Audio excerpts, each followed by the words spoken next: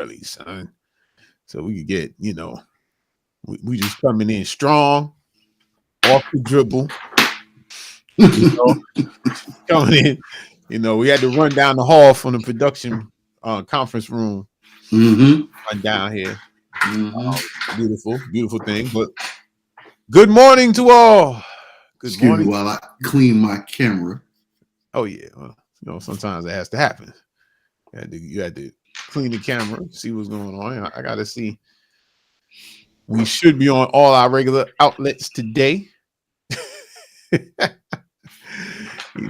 That would be LinkedIn, Twitter, Facebook. We all over the place. So it's all good. Oh yeah, we go. We on now. All right. So yeah, we on the air, man. We getting too good at that, man. It's worked all easy and stuff. So Mm-hmm. so what's going on, brother? It's Saturday. It's Yep. nice out. It's nice outside. It's not as nice yet, but soon to come, I'll be back outside on the patio on that Saturdays, right? Okay. Oh Saturday yeah, that's live. right. That's how you started out there. Where it was That's sitting right. out there That's right. with the That's right. shades on. They're That's like, right. like you Morpheus or something. With the birds, Yeah. hanging out with the birds. All that. So Yeah. well, that's good. That's good. Well, I'm good too. We all good. This recording is taking place on the 9th of April, and that would make us 9 days to the deadline of 4/18, that tax deadline, the deadline where everybody thinks when it's over, they think we got nothing but free time after that. Like, oh, it's your busy season. I said, it's a season? I was just busy all the time. But Mm-hmm. we're grateful for that. You know what I'm saying? I can't. True. I was trying to get the logo in the picture at least. Dang. Oh. Yeah. Oh. I'm rocking the wrong logo. Yeah, they gotta pay for that if they come. They gotta pay for that. So I'm keeping it simple today. I try to get my camera right. So I'm gonna be like, yeah. So, but that's it's a nice sweatshirt though, man. Oh yeah, thanks. I had it. Now I'm just able to get back into it.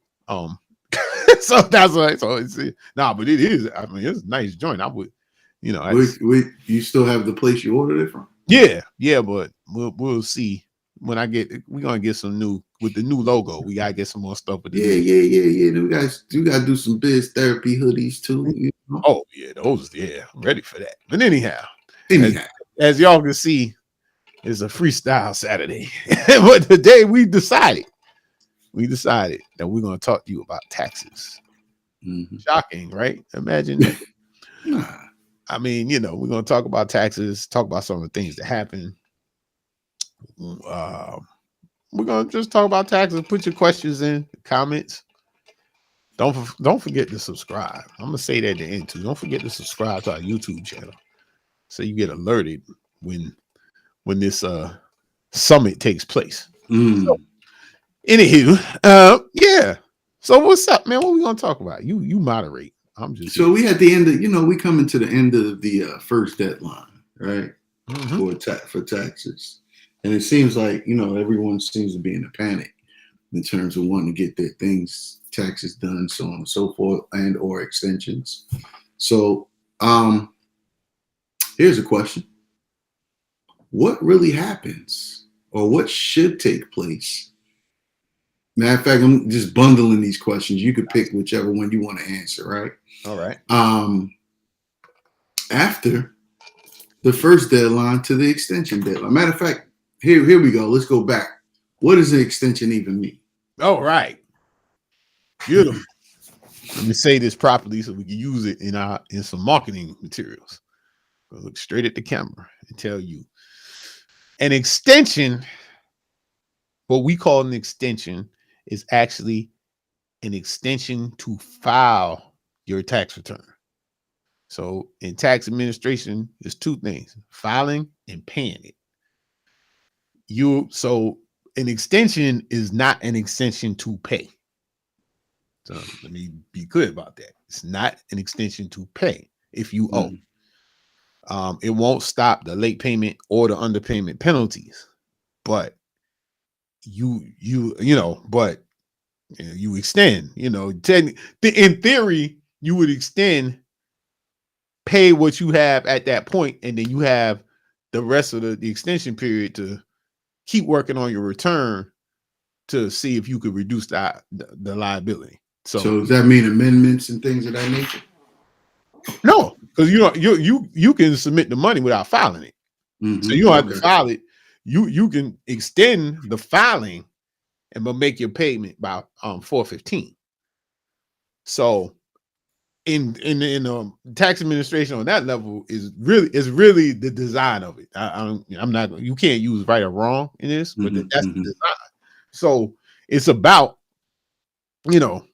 but you want to file because you don't want to get the unnecessary failure to file penalty, which I think maxes out at 25% of what you owe. Now, if you get a refund, I mean, technically you don't have to do nothing. I mean, you just file it whenever you want to. You can extend it just to be on the safe side. But let's think of it this way. If they owe you money, they ain't worried about it. If you owe them money, this is what you got to do. So that's what it happens with an extension. And so it gives you 6 months to complete the filing. Okay. Now you can also continue. You can make payments during this extension period. Like if your cash flow is not right, or you can make payments during the extension period.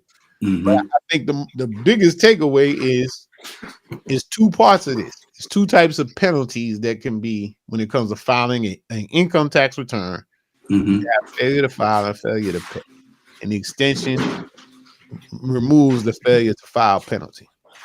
But not the failure to pay piece. Not the failure to pay. Yeah. Okay. Or the underpayment or anything like that. Okay. So that's first things first. So that's what's going on now. What you should be doing between the periods. Well, if you extend it, obviously keep working on your return. If you didn't extend, let's just say you full paid. Full pay, you did it. But during that's really when the tax planning season should start. Right. It's like between May and October. So hold up before you even go into that, right? So what happens if you don't extend by the deadline? Are you still able to extend after that? And then what happens? No, there's no need to, because you all right. The penalties assessed. So the most important thing is to get the return completed and filed as soon as possible. Okay. If you miss the extension date, you need to go ahead and get it done as soon as possible, because the penalty is, it's not a standing penalty. The penalty is tied into the amount of tax you owe. Okay. For most of the IRS penalties, they're tied to the tax you owe. Okay. Some of them are flat penalties, but with most people, most taxpayers, especially 1040 taxpayers, it's so you want to get it in, because I say the max out is 25% of your tax liability. Okay. That's the taxable amount. Okay. Yeah, but when you add it up, because you face failure to file and failure to pay, 25 a piece. You know what I mean? So, really? Yeah. Wow. And then you have, if you happen to have an underpayment penalty, which means that your withholding did not equal 100% or 110% or 190, 100. Let's just call it, to keep it simple, 100% of your previous year's tax liability. In some cases, is 90, but that's what causes underpayment. So if you severely below, what you paid the prior year, you could get an underpayment penalty. So those are secrets, because you expect it to. And I think let me step back. I think there's an understanding expectation from the IRS and this filing thing. And I'm just talking about the law, not the, not anyone's personal opinion. It's just the law. Right. So, it's the relationship with the IRS, for lack of a better word. I mean, yo, you go through the year, you earn your money. At the end of the year, we settle up. That's pretty much the tax game, right there. So if so during the year, you know, you making payments. If you have a W-2, you making payments throughout the year. So then when you settle up, you might get something back. Correct. You know what I'm saying? Or you might owe a little more. But a perfect tax scenario is zero. No owe, no refund. Because zero means that you paid the amount of tax that on your earnings throughout the year. So whatever you got is yours. You know, render to Caesar, that whole thing. Yeah, correct. So for the people that will be interested in this next question, right? How often is the zeroed out? Everything is equal on both sides. Nothing owed, nothing gained. How often does that play out for most taxpayers, and how do you go about even putting that planning and or strategy into place?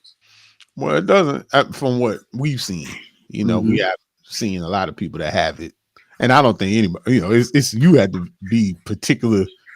Like I probably could do it for myself. You know what I'm saying? I could do it, but you had to be on. Most people are not spending that much time trying to work on that type of stuff. So it is what you have to do is make taxes a year-round activity rather than just the preparing. The filing taxes is the reporting. That's you reporting to the government to tell them what you did here, and we figuring out this is what we owe, or this is what we owe, because you know if you got income you owe, but then this is what I withheld through the year. So in a refund they owe you something to come back, so you getting a refund. That's a refund because it's the money you put in. Right. We're gonna come back to that in a second, but you do that, you know. Then in some cases you owe on the back end. You owe on the back end, you do it. So, but to get to zero, I think it's a concept. It goes into making quarterly payments, understanding, and you know, making your quarterlies, or boost your withholding for each paycheck, or you know, or make a lump sum. Planning. James, all of this is confusing. It's confusing. I don't know where to start. I don't know where to go. Right? These are the qualms of clients. Right? Yeah. You know. But I think explaining what has to happen, not how how you do it, but explaining what has to happen. If you, my philosophy is, if you know you're gonna owe, you feel that. Say you say you start a new job like this year, 22. So you get in there. Once you recalibrate your life for the new job, you start realizing, man, I got more money than I'm usually, you know, I got some money, right? So that means you might have had a substantial increase in your job. So at the opportunity, you could project or get someone to do a projection for you to say, well, look, based on what you had, this is how the tax is, this is what you're withholding, and you have an answer. So you say, okay, all right, now I know I can go back and just tell them to take an extra $50 out the check. Do that. You know, it's being in touch. And one of the big things is when something new happens, you got a big one is you start a rental property, you invest in rental property, or your stock sale, or inheritances that the way the inheritance was executed wasn't necessarily in the best position for the beneficiary's taxes. So, but these are all types of things that, you need to deal with during the year that they happen, not when you talk to your professional the following year, because You can't do anything at that point, right? Yeah, you can't do anything. And most importantly, too, is getting away from doing something with about the liability is doing something about the cash. So if I know in the easy thing, I'm gonna owe 5,000. Is it better for me to know that the previous June, then I could be like, okay, do this or that, or trying to find the 5,000 at the middle of April? I mean, it's about which will roll over into the following year. You so keep now owing. You're behind, right? Correct. Yeah, correct. You keep owing. And some people, hey, they don't mind it, and I can't say that. Estimate. We don't. A lot of our clients right now don't make estimated payments like they need to, but I think with the way the complexity of the tax code and all these things, and seeing how the IRS is working, one of my sayings is you just want them to leave you alone. Right? That's the ultimate goal for you. Use the zero tax return and they leave you alone. Don't be bothered. Pay yours. Leave me alone. I'm good. I don't have to worry about it. And I can deal with it year after year. If I got to go put $25 a week or something, go get plasma or something, whatever you got to do. So let me ask you this. You said something earlier. So tax projections, right? So those tax projections should actually happen between what part of the year? Is that the second and third quarter of the year? Yeah, I think in the current year. So that'll kind of get you ready for maybe the following year. What does that look like? Yeah, I mean, it can be whenever. I mean, but I think going with the tax calendar, what we're discussing today, in those months between mid-April and September, which you said the second and third quarter, is an optimal time because now, let's say you had an event change, life event change in January, February. And it is kind of what I just said. Now you settled in. You can take a look at it, and then you still have enough time in the year to deal with it. So doing planning in November, December is a fire drill because you don't have a lot of time to do anything. But doing it through July, even September gives you a little, gives you a full quarter to execute a plan. But that, you know what? I had never ever thought about that. Yeah. So hey man, I try to be a little just a little bit. But Just so I want to tap into that just a little bit more because I noticed in November-ish, the end of November-ish, December, year over year, we get a ton of calls about bonuses, and we just talking about W-2 employees right now, right? So how should they handle those bonuses? Because sometimes those bonuses will come in that year ending or the preceding year. So again, for those that are receiving yearly bonuses, take this advice here. Oh, hey, it's my turn. Nice. Yeah. Well, I mean that's the thing. And if it's another planning opportunity for the taxpayer, to do the projections, like we said. So because some people get bonuses that that change their tax situation in terms of tax brackets. So, if you go from one, you in the 28% bracket, then you get dumped this money, and it puts you up to the 35, and you find out in April or March of the following year, handcuffed, can't do anything. So, and you can always go with a standard, you can say, hey, I'm gonna save 30% or what have you. I'm gonna keep it in there, and you can do that too. I mean, but I think the biggest concept is to understand when something happens. And you have income that's more than you did in the previous year, you take that into account. You know what I mean? Like, think about that and make some move. Whether you call a professional or not, you most likely gonna owe some money. Is bumping up, your rate. Or you do it on the front end. You know, you tell them to withhold on the bonus check. You try to get a more withholding. Mm-hmm. Do it yourself. I mean, but it is so, and I know it's difficult because we don't know when the company mentions. You know, usually the end of the year when they announce bonuses. Correct. And they give it the next year, so we don't know when that happens. But you know, it's I think what we're unpacking here is our dances. It's a dance, like Mm-hmm. being disconnected from your monetary situation. I think is becoming less and less of an option. Things move Yeah, too. especially in this digital stay-at-home phase that we're in right now, right? Yeah. So Yeah. what I hear you saying is two things, and this is the digestible part of what I hear you saying. Okay. Tax projections from year over year to understand the changes and where you are, right? Mm-hmm.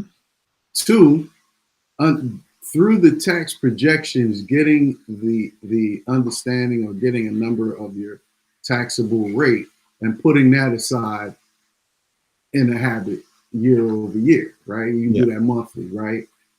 So you can meet those expectations. So tax projections, understanding your taxable rate amount, and being able to put that percentage aside so you're well prepared. And then hold on, here's the kicker: making those predetermined payments. Yeah, the estimated payments, right? Because if you come in higher, they'll give you back some money when they get around to it. If you come in lower, you got to hurry up and give them their money before they come and see. Yeah, definitely. And is one of the lessons of cash flow. So yeah, true. You know, we may use the term cash flow, and we're talking about business in some regard, but you have a personal cash flow too. And, you know, if you're earning money, you got cash flow. It's bottom line, money in, money out. Every household got money coming in for a hot second and going out. So, but what I always say, the tax, what happens is we parse tax out because most people, their financial activity is taxes, mortgages, financing, cars, credit cards. You know, and vacations. Yeah, you know, that's where you touch anything about money other than spending it. Right. So the natural thing is that, well, I need to plan for taxes and all this other stuff. And just like we say with business, you skip over the fact that, you know, what's happening in your household. Did you get a raise? Did you get it? You know, a raise, there's a difference between what you earn and what you bring home. So gross and net. Yeah, but it's not, I don't think it's said enough. It's a big difference between X and Y. So you actually have a element of tax planning with every paycheck, because if you knew that you under withholding to not have to come up and scramble at the end of the year, you can increase it. You know, I said that before, but you know, I just want to beat you in the head with it. So that, or if you're, you know, if it looks like you're paying more than you need to, you could adjust it. But you have to be realistic about your cash flow in your house too. You got to be really realistic about that. How much money do I need every month to stay where we are? You know, to keep, I'm saying, keep equilibrium, keep your house money. Correct. So you have to put that in the mix.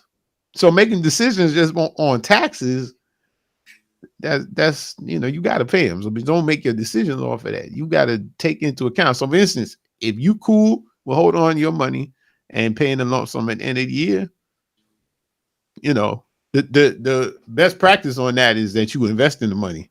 So if you had the 5 G's, you go put it, you know, in the market or something, possibly make 6-8%, and then pay the taxes next year. So then you, and that hack. So you know, that's right here. I'll let your boy. You know what I'm saying? Like, yeah, like you. Yeah. But that's the position. But that's looking at a whole playing field than just, oh, I owe taxes. Right. Well, that's planning, strategy, understanding. You know, putting a solid foundation in place, and then making sure that you're actually having the appropriate conversation with the professional that's going to help you, right? And not, and you know, you know what's funny though? You know what's funny? I got two things that's funny. Two things that's funny. Panic mode sets in around now, and everyone is so, you know, and what totally understand the fear factor, the panic mode behind you every day calling about your taxes. We get it. I understand. Yeah. But it has to be in the off season, not in the on season. That's number one. Number two. I've noticed, or we've noticed, or the industry has noticed the uptick in people coming, and we don't get all of the notification. We talk to our different resources and relationships out there in the world, right? Mm-hmm.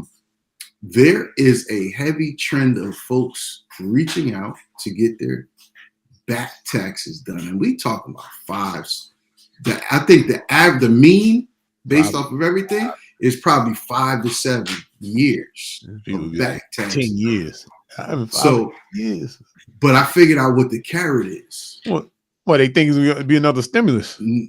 No, forget another stimulus. The carrot is the stimulus that they receive. Oh, that's right, because they didn't get it last year. They have return, or right, or they got it they got only one stimulus, which is the most recent, and they're like, wait a minute. But then all of the media, the articles, all of this stuff, you got to be right. Yeah, you got to be up to date. You got to do all it. So now they got to go back and say, all right, let me go back and follow the last 3 to 5, 7, 10 years. I never even thought about that.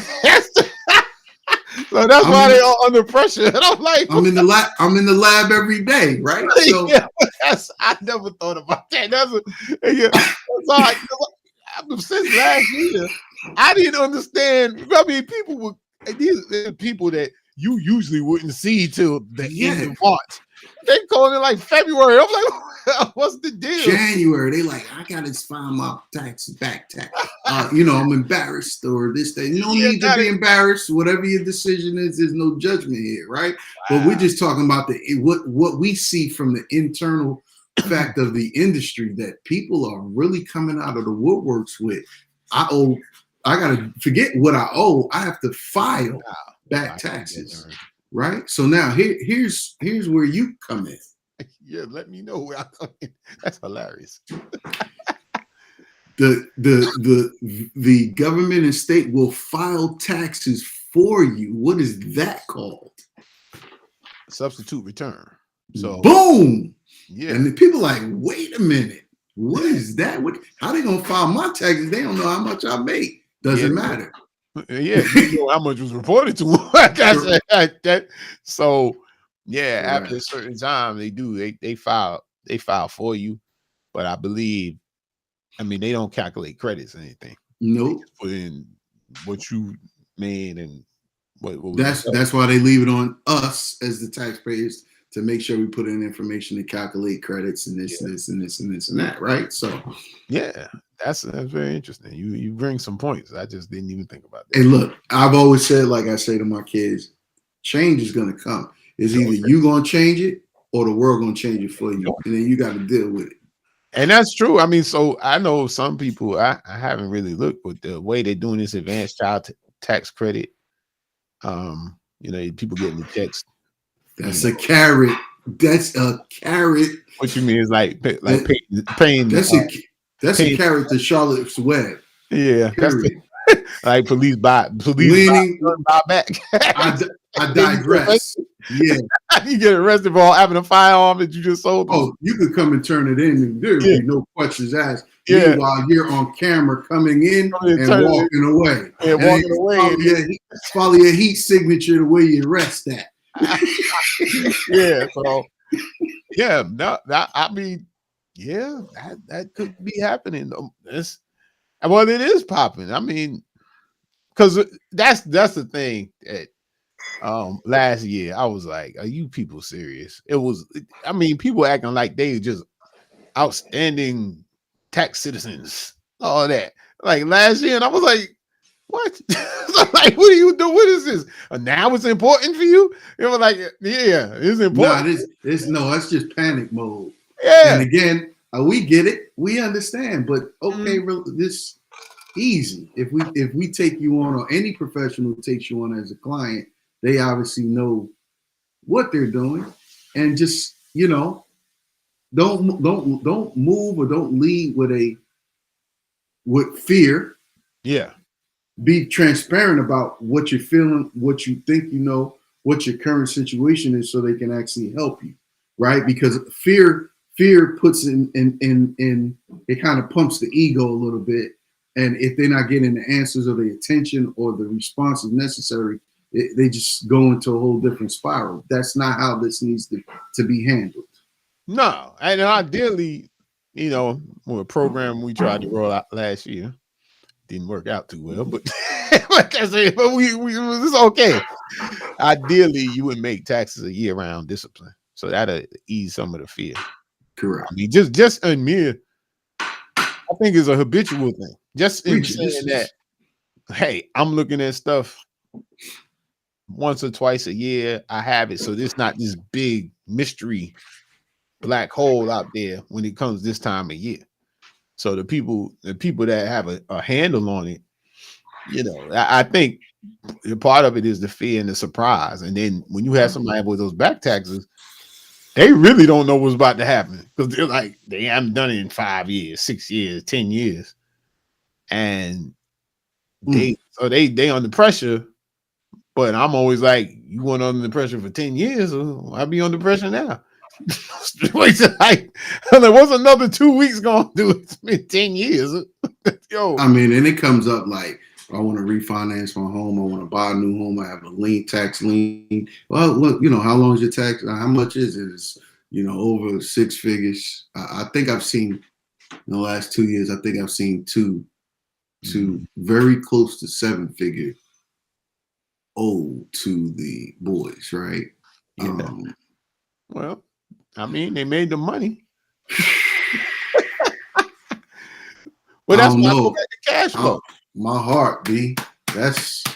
Oh yeah, nah, you'll get immune to that. No, I'm just saying I couldn't owe 6-7 figures. Are you kidding me? Oh man, it's ridiculous. I mean, owing is not an uncommon thing. So let's make that thing a thing, right? Yeah, it's not an uncommon thing. There's programs and people in place for that, right? Yeah, but 7-figure. Yeah, there's programs and people in place for that too. Yeah, but you gotta have the big ducats to go ahead and pay for that stuff, because you're paying for expertise and time. That's right. So that's not a light lifting task. No, at all. I mean, you got 10 years. I mean, yeah, people, but those are, to your greater point, is those are carrots to get tax compliant. Yeah, and I going that long. See, I'm not going to say it in the way of like I understand, but people that don't make a lot of money and they don't file, it kind of hurts them too, because you're missing out on refunds or credits that you would have. Mm-hmm. But if you've been making money, you've been making money. There ain't no question. If you earn it, let me say you earn the money. There's no question you earn it, and you just don't pay the taxes. I mean, I don't know what you expect the outcome to be. Like what you think, you know what I'm saying? Unless you go off the grid, or the grid, you're good. But they might find you in too. But you know what though? Then you can actually clarify if this thought process is on point. They actually judge you like creditors do. So if you have to get into a payment situation with them, they look at your filing history, because they want to understand the integrity of the individual. I don't know. You know who knows that? Yeah. Our number one guy. Yeah. So he's well, just to simplify it is, you're not going to be able to make a deal with all the years being filed.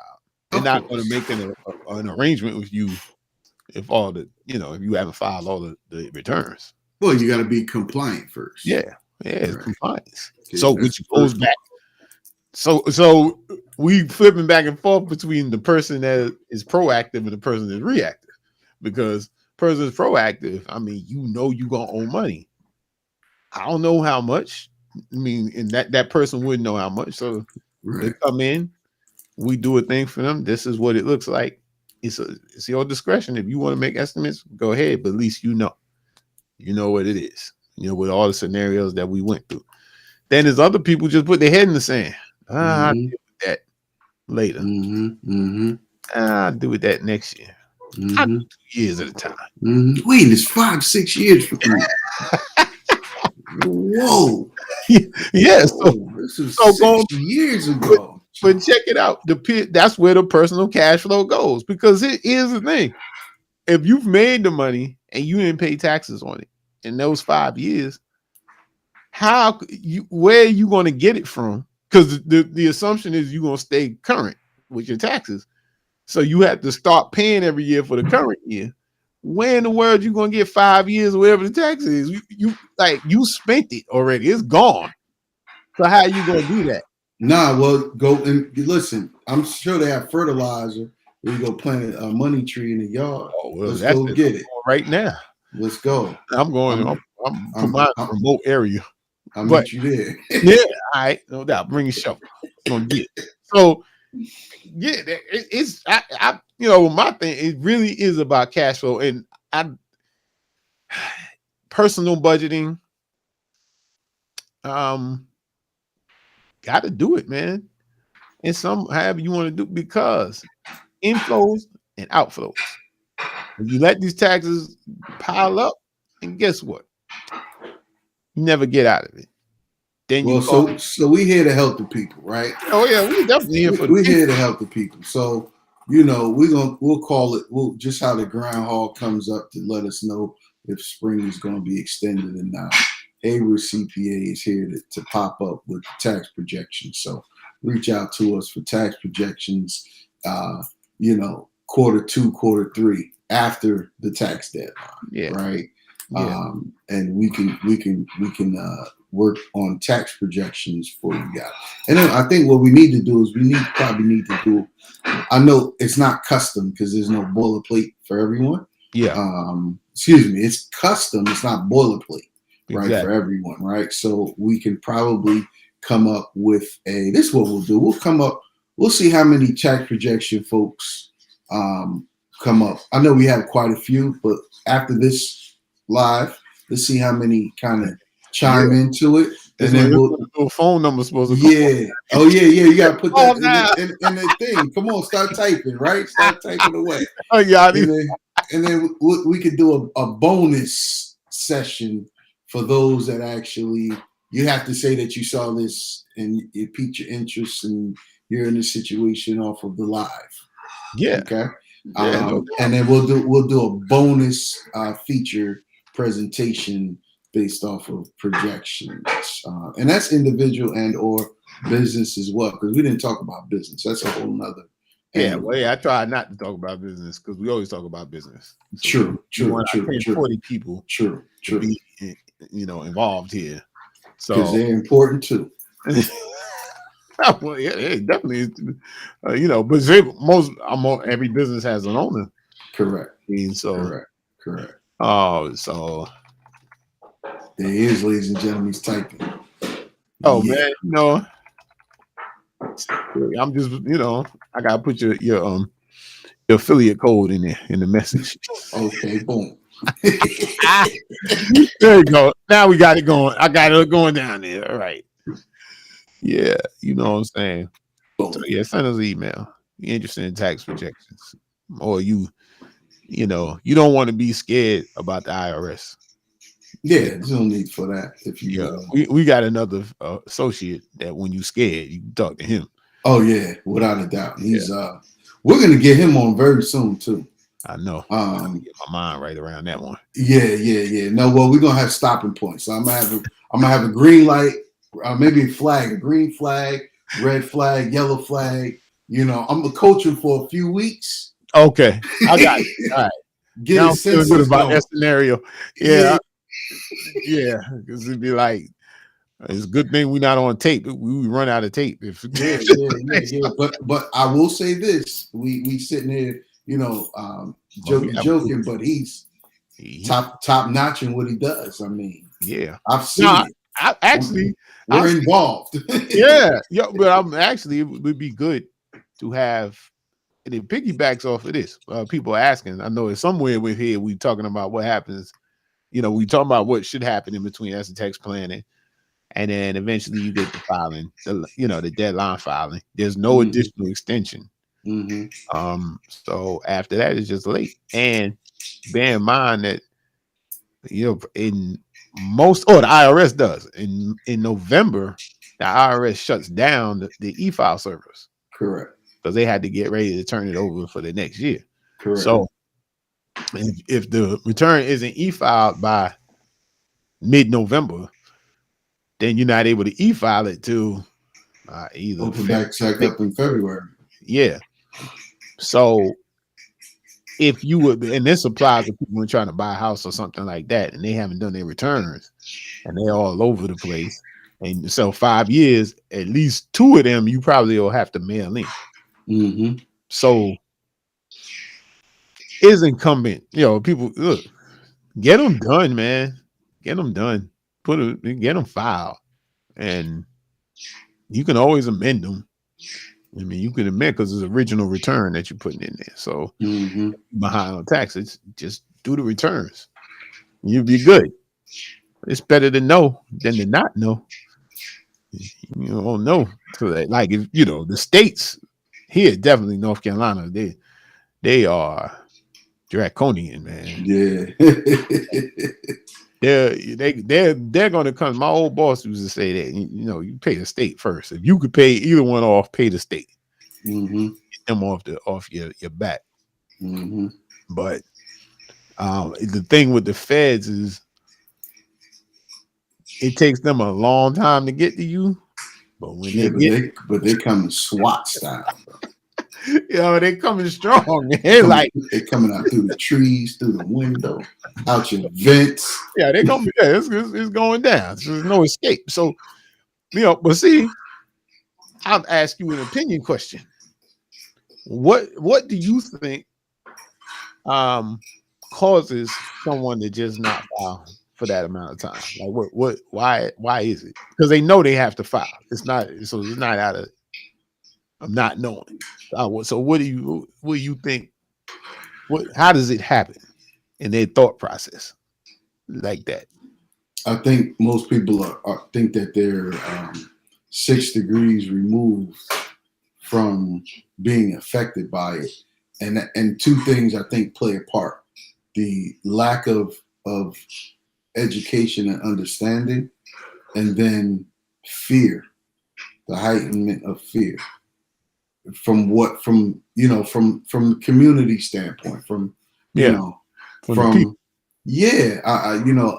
there are those that have some sort of an understanding, and then maybe it's more like I'll get around to it, or I've done it before and gotten away with it before, and all I had to do is pay a little something, so it's not a big deal. But I think it stems from the lack of understanding it, the education first, because they don't teach you that in school, right? No. I mean, which I don't see why not. Why wouldn't you teach us this in school? Why wouldn't you teach kids taxes in school? I wasn't taught that in school. I had to grow up to understand what that is. I had to be in the industry to go, wait a minute. And then understanding it from a individual, a personal side, a W-2 employee side, you get one side of the mirror. When you go inside the industry, you're actually working with, professionals and doing the work, and you're interviewing or having consultations with clients, and you're learning. There's a lot of other nuggets on the other side of it, which don't make it so daunting for individual taxpayers, right? Yeah. It helps, I mean, again, when I went from this side to this side, my level of anxiety went like this. When I was on this side, I'm like, you know, and I'm doing everything so I don't get caught up in the hole. Yeah. Even if I got caught up in the hole, I was prepared for the hole, right? Yeah. But it's anxiety, fear, and lack of. Yeah. Yeah. Right. So if right. So I guess, you know, the part of the reason why we have these lives and not make it all fancy and circus full and you know, hey, you could get it. Yeah, like, you know, no. We want to give you or something. Yeah, we want to talk about, you know, what's real about it and how certain services and professionals can help, but you got to raise your hand for the help. Number one. Number two, you got to do your due diligence, because a professional can explain it to you.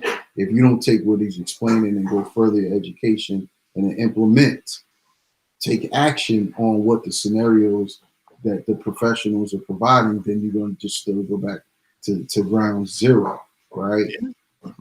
Because professionals, the reason CPAs and accountants are professionals in their own right is because of the education and the certifications that they have to do month in and month out on a yearly basis while doing taxes or understanding the tax code, right? Or running a practice with staff, and then having clients that they have to do work for, right? Mm-hmm. And it's just not just tax prep. They're not tax preparers, right? It's taking your numbers. What's the tax code? What are the current changes? What was the past changes? What are the future changes? How do we put this thing into play? And boom, this is what you need to do. But keep an eye open, because it's like the weather. They said it was sunny today, but now it's raining. Now it's raining. Yeah. So you make an excellent point. You actually just did a commercial for the profession. So, exactly. So yeah, I think that is important to realize what's happening when your taxes are prepared by a professional. So, you know, we're basically taking your data, interpreting it, and reporting it on the form. And the interpretation part, that's where the tax practitioner really lives. Mm-hmm. You know, you analyzing the numbers and analyzing the tax code and get it there. And you know, it is what you said is important to let people know we're not just typing a form of like you send us this stuff and we just type in a form. There's a story behind, and not just a story, it's a statute behind almost every line on the tax return, because some of them are like summation lines and addition, subtraction, but there's a law behind it. And people I know that have done this way longer than me, and you know a lot of stuff. And plus the tax season don't end. No, it doesn't. Holiday season ends. Right. Tax season doesn't end. So, you know, we work in tax year round here, and we work year round on tax. So that creates, and I think that what you said kind of is I'm being brutally honest here on this live. Please don't take it the wrong way. But it's the thing is, when you say the anxiety, when you've been on this side in the prep and understanding it, the way tax compliance work, you don't get riled up. You don't get, because you just get like, okay, and it is a growth pattern. So you get like, okay, but part of that is to ease the client, because if you're anxious and I'm anxious, this is not going to turn out too good. So that we go to the education and the learning and the magazines, the trades, speaking among with ourselves, talking about stuff. I guess this is also why you would want to work with a professional firm, professional accountants, because we just not transferring numbers.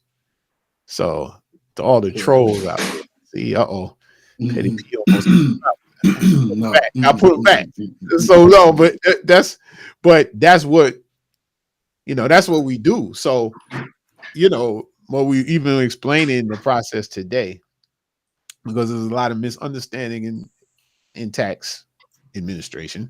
It's a lot. So, just to recap, we like, hey, if you file the extension, that's an extension to file, an extension to pay.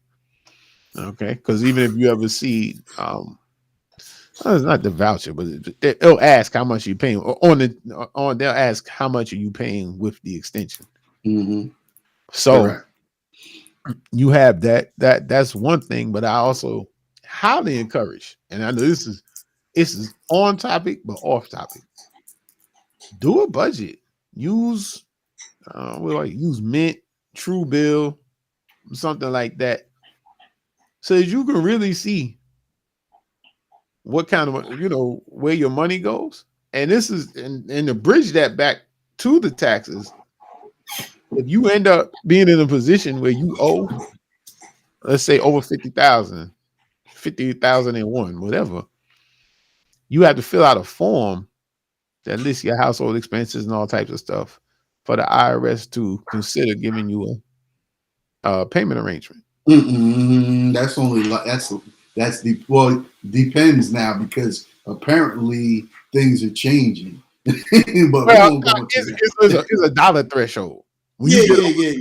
Dollar threshold. That's why I say it's like 50,000. I mean, other ones you kind of streamline, but if you get to that, say like 5 years, I mean, that's if you making money or something. But the point is, just like we say about businesses and their financial statements, individuals need to do that. It can be on a napkin or something. You need to know that, because if you do get jammed up in taxes, where is it coming from? Where you going to get? So you said something important too. You said Mint, Truebill, and whatever other budgeting tools are out there. But okay, so let's talk about that really quickly. There's fear in using those applications but watch this, right? So, and this just could be me. It's my own take. All right, no doubt. Social media, people can put their business on social media. Yep. They're taking pictures, license plates, front of their house, grandma's room, hospital room, whatever. Right? Putting kids on, right? Okay. But when it goes to using a software that aligns with your banking information, because you use a banking app anyway. Yeah. So it's connecting your banking information. And so now you have your personal stuff on. There's fear behind looking at that. Is there a way to ease their comfort in terms of utilizing these softwares to help? Because it's not, if you're going to just do a budget, you can write down numbers and you can manage it on a monthly basis, right?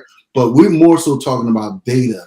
It's talking about the trend. It's talking about the flow and the momentum over time. Because if you don't pay attention and you go back, hindsight's 2020, you can say, well, I spent $1,500 on this thing last year and I didn't really need it.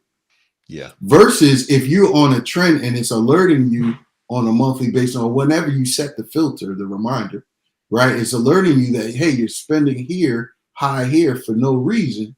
You're able to counteract that and reverse it, right? So what advice, suggestions, commentary can you give to the people to encourage them to not only utilize these softwares and be comfortable with them, but it also put them ahead. So when they meet up with professionals or they give us a call for the tax projections, they'll already be in place. Yeah. So my advice, everyone's an entrepreneur. That's my advice. So you get compensation from a well-paying job or something.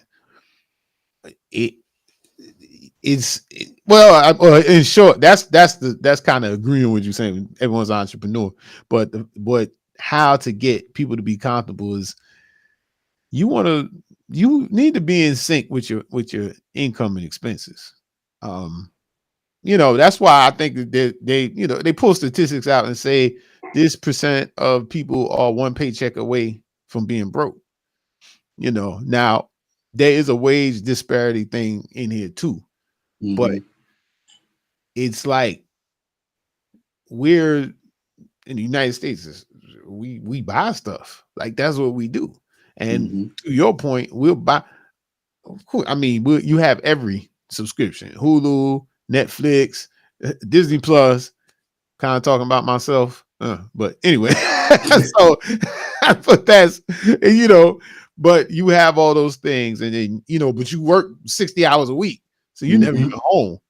You never use it, and so that's money that is not being utilized. And I guess let's see. I think I can rephrase it now.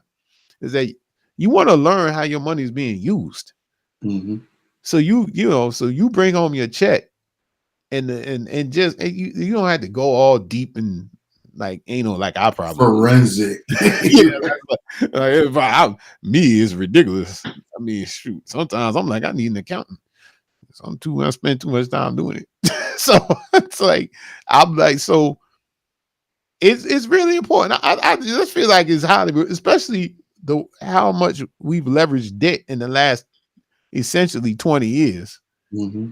That we've leveraged debt so much that I mean, some of it is going with some people to the grave. Then some of it, so it's just I think it's like don't be afraid of money. Maybe that's the answer. Don't be afraid. You call Corey, he'll hold your hand through it. Yeah, I'm kind of a stiffler when it comes to things like that. But I mean, I'm only bring up this topic and that question or that scenario because I would probably say in the last few years, couple of years, some years, digging more deeply into it and facing off with my finances, as it relates to business, as it relates to family, as it relates to laziness, as it relates to lack of appreciation, meaning, because I think we all go, all right, I blew this money here, I'll make it back up and deal with it then, right? But in the essence of that, you can make up money, I guess. You can't make up time. And so time is the weighted aspect of the opportunity to make up things, right? And then being able to face off with your own, they say, financial morality. Like, I don't need to spend this money. I don't need to do so. I'm going through my own exercise because the exercise of understanding finances is there's no exit. It's a long road. You get off a certain exits for educational purposes, the years that go by, opportunities or challenges. Those are the exits you get off, but you got to get back on that road, and you got to travel because finances is an everlasting thing all the way through the stages. So like right now, I'm decently aged, raised decently aged, raised the family. So now, for most of us, especially in our own community, how much of us think about, because I'm stuck on this word right now, succession planning. Yeah. No one talks about that in our community, man. Right? No. What does that even mean? Like, so here's succession planning. It's not really about leaving stuff for your family. If anything, don't leave them with no headaches, right? Yeah. Especially in today's world, millennials, kids being millennials, they're not really, if you can't do it digitally, they don't even want to be a part of it. Yeah. Right. Yeah. But in terms of being able to live as you become older, like, I'm not scared of moving on because you don't know how you're going to move on. So you're not scared of that. It's more, there's fear in becoming older, disabled, moving slower, right? And then watch this. You don't have the finances to help you along. There's too many elderly people around that are in uncomfortable positions. Yeah. They're working at Walmart, they're working at Lowe's, they're working at the supermarkets. You understand? And they doing what they have to do. But and while it's messed up, no one talks about succession planning in the early years of what it is. So please take notice of your finances, raise your hand, ask for help, reach out professionals, talk to 10, 15,000 people until you have an understanding of it, because it is something that is super important, especially for the younger versions of us right now that are early in their careers or early raising families and things of that nature. It's succession is super important, you know? It's really important. And I sent you that article, which you have to read. So I'm gonna read it. I read it and briefed through it, but I'm gonna read it again. But the article, folks, is about chasing discomfort, because chasing discomfort raises your awareness. And if you're dealing with anything that raises your awareness, 9 times out of 10, you're going to be very careful in the steps that you take, but you're going to also figure out what you don't know, so you can kind of learn it. And then you figure out, I didn't know what I don't know because I didn't know what I didn't know. Yeah. Now that's a nursery rhyme. Yeah. But right, I mean, it's a lot of that though. That's it. What we talked about last episode, you know, it around money. There's a wedge. It's crazy. Like, people are so detached from it, and they're afraid to make mistakes, and they're afraid to. And just to echo what you're saying, you know, you have to get over it. And I'm not saying that in a callous way, but if you're going to participate, you got to get in touch with the system. Some of the things that we in OT right now, but that's like, this is important. So one of the things I've heard a couple of financial planners and actually enlightened me is the monetary system is happening even if you're not participating. And by that, I mean, inflation's going up, stock market is going up or down, regardless. So the money that you have, if you're not taking care of it, inflation by itself is killing you. Because inflation on average before this last spike, 3% per year. So if you go put $100,000 in the bank, don't touch it. Leave it for a year. It'll have a $97,000 spending power a year from now. Oh, wait, that was heavy lifting right there, bro. What do you mean? That was heavy. That was heavy. So if I'm hearing what you're saying is you should be living to understand your taxable rate, and you should be living against the inflation of the industry. Because right now we're in super heavy inflation. We got gas prices, we got food prices, and so all of that boils down to these international agreements that are out there based off of the monetary system and how it's trending and flowing and who's controlling it. See, you about to get me started. Yo, hold up. Easy. Easy, Corey. Easy, Corey. I'm talking to myself. Easy, Corey. Yeah. God. I'm gonna wrap this up. I'm just saying that, to the succession thing, the catchphrase is generational wealth. Generational wealth. I want to create generational wealth. Okay. So how you gonna do it? Because one of the key components of wealth is essentially your money makes money for you. That's so, so even if you want to use that as your motivation to work on these things, you can't let me see. I've used a lot of words. It's Saturday and I'm kind of on some stuff, but you